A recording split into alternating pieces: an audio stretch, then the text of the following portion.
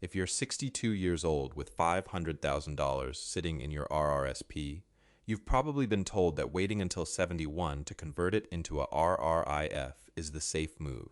Do nothing, let it grow, deal with it later. For most people, that's fine advice. But for 5 specific types of retiree, that same advice can quietly cost more than $150,000 in extra tax and clawback benefits. Most of the warnings you'll hear focus on what people call the estate tax bomb. The fear that when you die, the CRA scoops up more than half of whatever is left in your RRSP.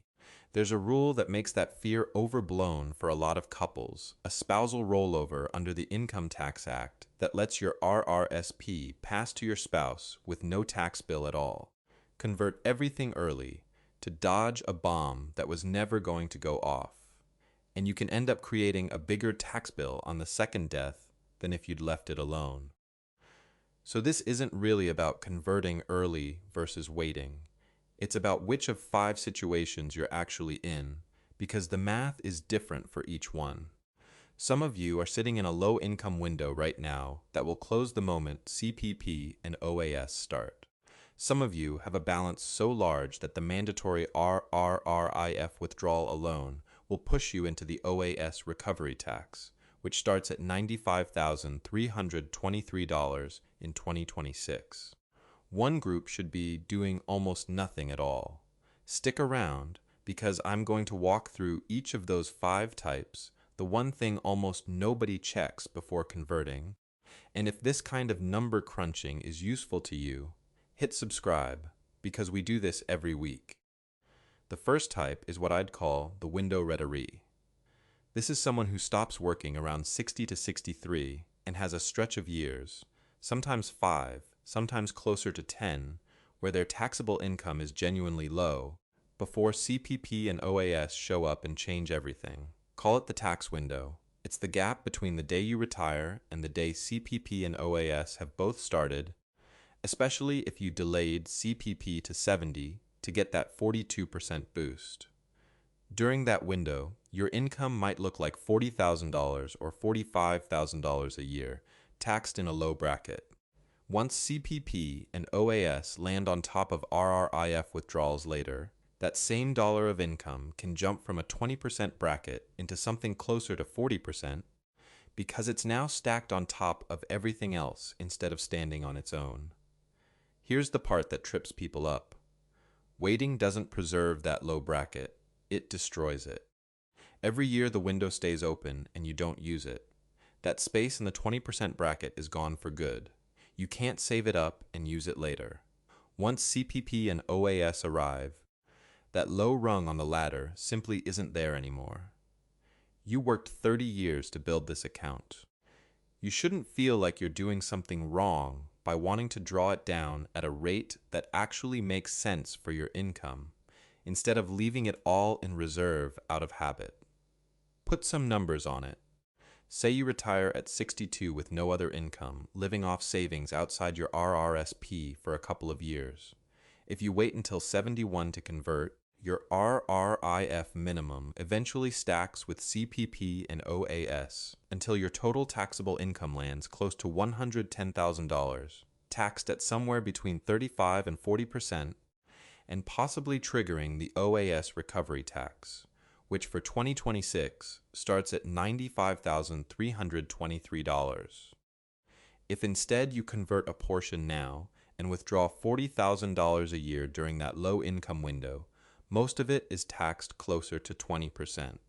That gap, roughly double the tax rate on income that could have gone through the system far more cheaply, is close to what a lot of retirees pay in a year for property tax and a car insurance renewal combined, just handed over for no reason.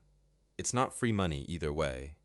It's tax you were always going to pay, just paid on your own terms instead of the government's. Statistics Canada's own retirement data shows this kind of income dip is common in the early 60s, not rare, well before government benefits ramp up. That dip is worth checking because it doesn't last, and once CPP and OAS start filling that space, this option quietly closes on its own. But a low-income window only matters if your RRSP is a normal size. If yours has grown a lot larger than that, waiting brings a completely different problem, one that has nothing to do with your bracket and everything to do with the size of the account itself. The second type is the high balance retiree, and this one has nothing to do with being in a low tax bracket. It's about the size of the account itself. Once you turn 71, the CRA doesn't let you choose your own withdrawal rate anymore. Your RRSP has to convert into a RRIF, and there's a minimum you're required to take out every year, no matter what the markets are doing or whether you actually need the cash. On a $1 million RRIF, that minimum works out to roughly 5.28% in the year you turn 71, or about $52,800. Add that to CPP, OAS, and any pension income, and a lot of high balance retirees find themselves paying tax on money they never planned to spend. I used to tell people to defer as long as possible, let the RRSP grow, don't touch it until you're forced to. I was wrong about that, at least for this group. In a lot of cases, deferring isn't saving tax. It's letting the tax bill compound in the background while the CRA waits patiently for its share. Nobody puts this part on a whiteboard, but every year you leave a large RRSP untouched. It keeps growing, and so does the mandatory withdrawal waiting for you at 71. You're not avoiding the tax, you're making the eventual bill bigger. On income, you'll be forced to report all at once, instead of spreading it out over a decade. The fix isn't converting the whole account at once either. That just trades one problem for another. A partial conversion is usually the better move. You call your financial institution and ask to convert part of the RRSP, say $100,000 into a RRIF, while the remaining $900,000 stays put and keeps growing tax deferred. That gives you a manageable, predictable withdrawal now, instead of one enormous forced number later. And here's where it gets useful. Any RRIF income you take out and don't need for living expenses doesn't have to just sit in a regular savings account getting taxed again. Move it into your TFSA instead, where the 2026 contribution limit is $7,000. Once it's in there, it grows and comes out completely tax-free for the rest of your life.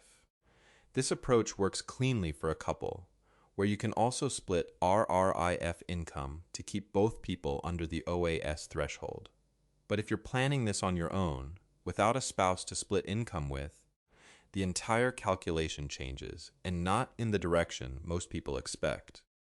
The third type flips a piece of common advice on its head, and it's for people who are single, whether by choice, divorce, or losing a spouse.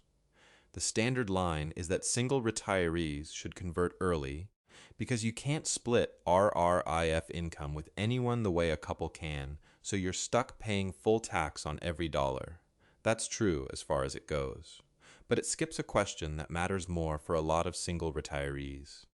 If you don't have kids or anyone you're planning to leave a large inheritance to, why would you pay tax at 25% today to avoid a tax bill of 50% after you're gone?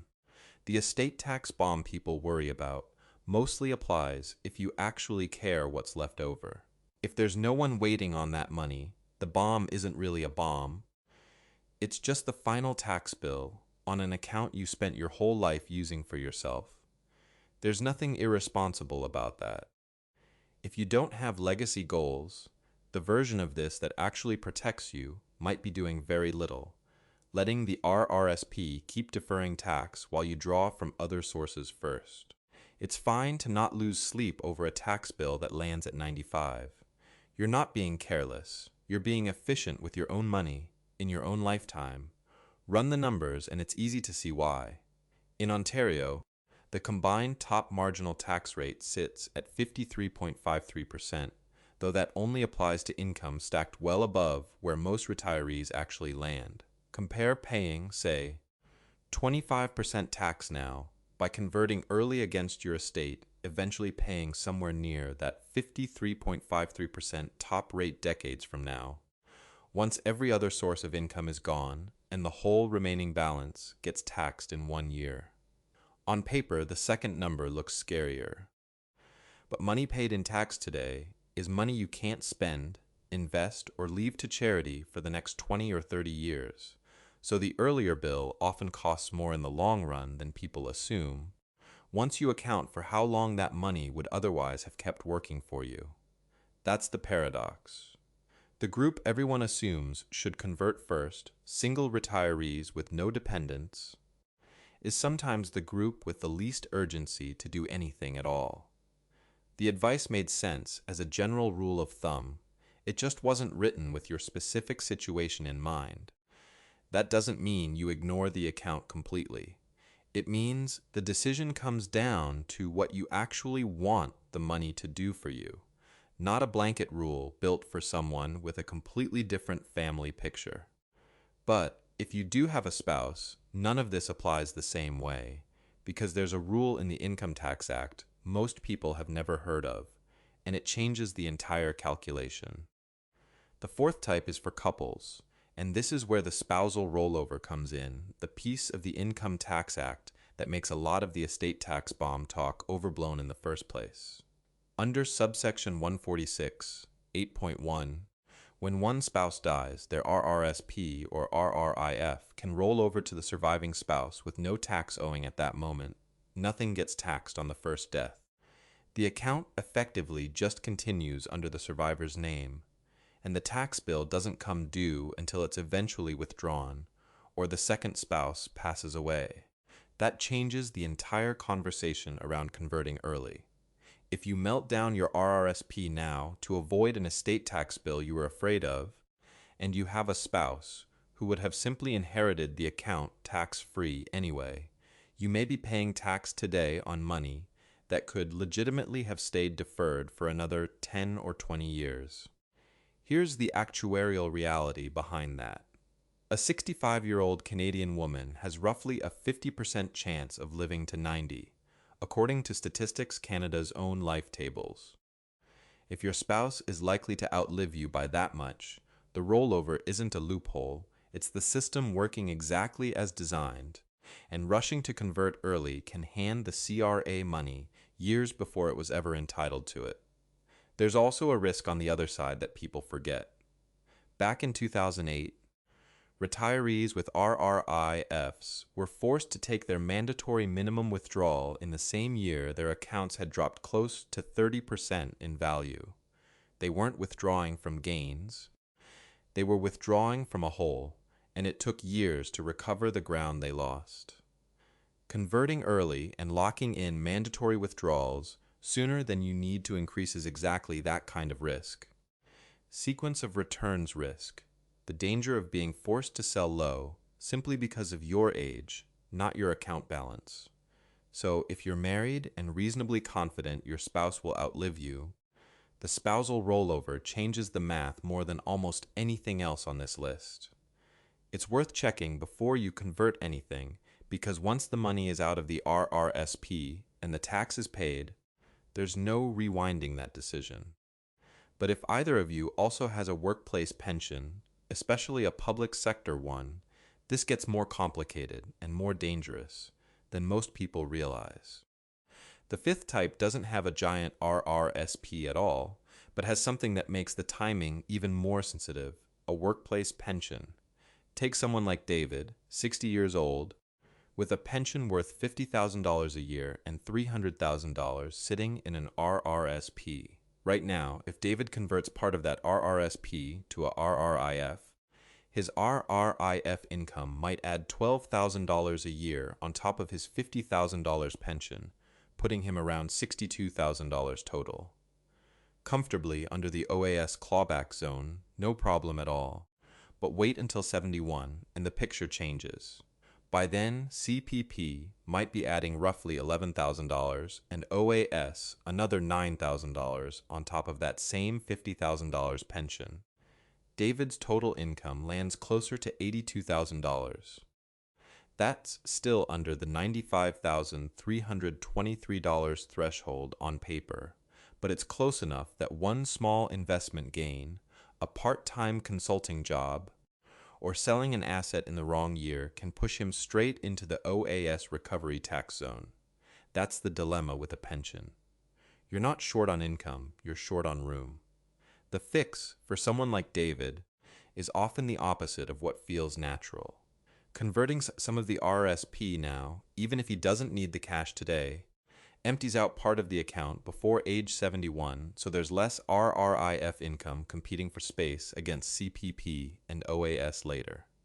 I remember a client who lost about $3,000 of his OAS in a single year simply because he sold a small rental property in the same year his RRIF minimum withdrawals started. Two unrelated events on paper, but together they pushed his income just far enough over the line. It felt like a gut punch for something that was completely avoidable with better timing. So if you've got a workplace pension, the question isn't whether you have enough income. It's whether you're leaving yourself any room at all, because a pension by itself can quietly use up most of that space before CPP and OAS even enter the picture. The next question is how you actually put this into motion without your financial institution defaulting you into the wrong option. So how do you actually put any of this into motion? A few steps in order. First, sometime around 61, sit down and run a simple projection. Not of your income this year, but of what your account would look like and what tax would be owed if you changed nothing and let everything ride until 71. Seeing that number on paper is usually what makes the decision obvious one way or the other. Second, if partial conversion makes sense for your situation, ask your financial institution specifically for a partial RRIF conversion. You don't have to close the whole RRSP and move everything at once. Convert a portion, leave the rest where it is, and reassess each year. Third, use a TFSA funnel. Any money you pull out of a RRIF that you don't need for day-to-day expenses shouldn't just sit in a regular account getting taxed on the growth. Move it into your TFSA instead, up to the annual limit, which is $7,000 for 2026. Once it's in there, it's shielded from tax for good. Fourth, if you're 65 or older and married, remember you can split up to 50% of your RRIF income with your spouse. That single move can be the difference between staying comfortably under the $95,323 OAS threshold and tipping into the clawback zone by a few $1,000s. None of these four moves are complicated on their own. What matters is doing them in the right order and checking which of the 5 situations you're actually in before you touch anything. Converting your RRSP early was never a rule everyone has to follow. It's a tool, and like any tool, it only helps if you're using it on the right job. If you're in a genuine low-income window, or you're staring down the OAS clawback because your balance or your pension leaves you no room, converting some of it now can save real money. If you're single with no one to leave it to, or you're married and likely to benefit from the spousal rollover, there's a decent chance the smartest move is to do very little at all. None of this is about winning some contest against the CRA. It's about giving yourself options, so the money you spent 30 or 40 years building is there to be used the way you actually want, not drained off by a tax bill you could have seen coming. If this helped you spot a gap in your own plan, stick around and subscribe. There's more of this every week. It's your money. Keep it that way.